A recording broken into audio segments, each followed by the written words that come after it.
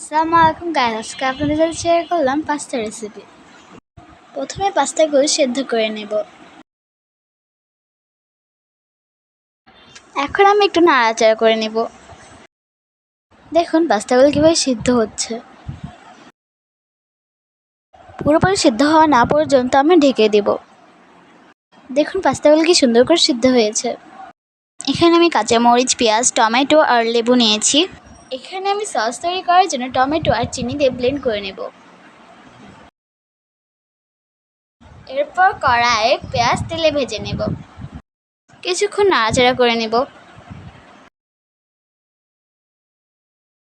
এরপর কড়াইয়ে কাঁচামরিচ আর সসটি দিয়ে দিব। এবার গুঁড়োমরিচ আর লবণ দিয়ে কষিয়ে নিব ভালোভাবে।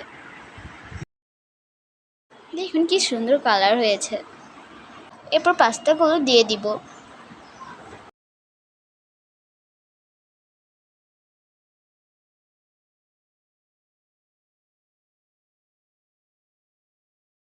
কিছুক্ষণ নাড়াচাড়া করে লেবু দিয়ে দিব। এরপর তৈরি হয়ে গেল আমাদের সুস্বাদু পাস্তা। আমাদের চ্যানেলটি কিন্তু সাবস্ক্রাইব করতে ভুলবেন না। এরপর আমি খেয়ে দেখাবো। অনেক মজা হয়েছে।